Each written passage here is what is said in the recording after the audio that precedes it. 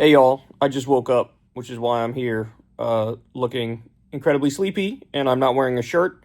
And I went to scroll Twitter, and the first thing I saw is that Dick Cheney has officially passed away. He has died. And let me just say, I am absolutely positively gonna crash the fuck out if anybody tries to rehabilitate this man's image. Look, I get the whole decorum around people dying, and everybody was taught when they were a kid, if you have nothing nice to say, don't say it at all. So if everybody wants to just shut the fuck up and act like nothing happened, that's totally cool. But do not rehabilitate this man's image, because we tend to do this, especially with American elites. When they die, the media tends to do this, the political class tends to do this, that it's always, they glorify the person. Well, just to catch everybody up, for those of you who don't know the specifics, I'm not kidding when I say this man was literally one of the most evil men of the modern generation. And it's not really any gray area here. It's totally black and white on that front. And so this is the architect of the Iraq War, the architect of it. He was the one who started pushing the fake claims that Saddam Hussein had weapons of mass destruction.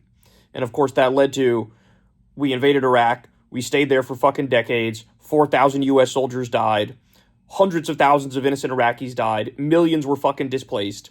He also authorized the CIA enhanced interrogation techniques, which is just a fancy way of saying that he brought back torture. That's the thing, they would use the Orwellian language, right? Like, oh, it's enhanced interrogation. No, it's fucking torture. Call it what it is. And then he kept defending that. I think literally until his dying day, he defended the policy of torture. He also personally profited off of Halliburton stock options. He used to work for this defense contractor called Halliburton. And then when he left, he got this exit bonus. And then when the Iraq War happened, he authorized these no-bid contracts to go to Halliburton, thereby profiting personally off of the war.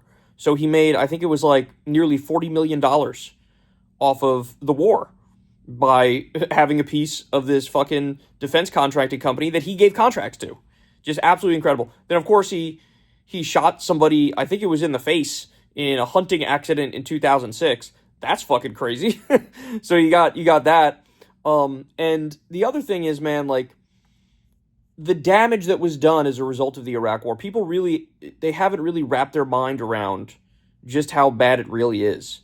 And there's this great article that I want to recommend to you guys. It came out in 2014. It's in Business Insider.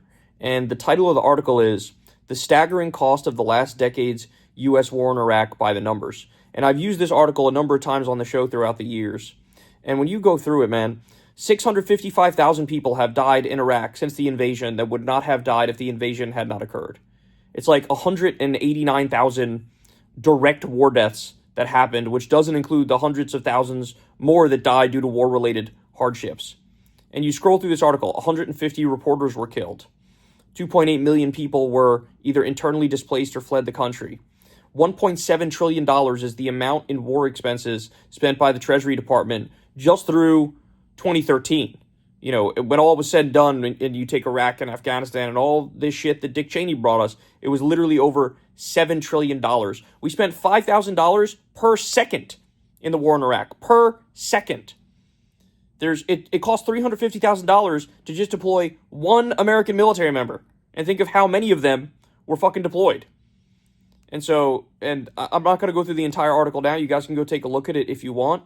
But there's this whole list of how much this cost us, how much this cost the world. Just the fucking blood and treasure and everything that was wasted on this. All over a lie. And it was Dick Cheney who was really steering the ship and is viewed as the architect of that. So, if people out there want to be kind and they want to say nothing, I totally get it. But do not fucking rehabilitate this man. He should have died in The Hague, if I'm being honest with you. He was a war criminal. He should have been locked up until his dying day. And I got to be honest, one of the defining things of my politics growing up, I was born in 1988, right?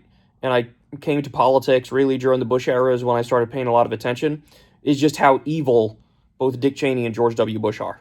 That was the real defining thing of my politics of like, oh shit, there's actual evil in this world and these motherfuckers are evil and we got to stop these people. Like, we have to fucking stop these people. So prepare yourselves.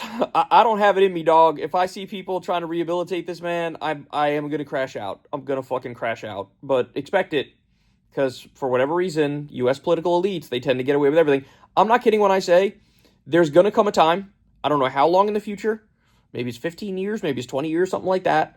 Maybe it's less, where they're going to try to rehabilitate Trump too. When Trump is no longer here and there's some other Republican president that's also fucking crazy, there's going to be some psychopaths who try to rehabilitate Donald fucking Trump.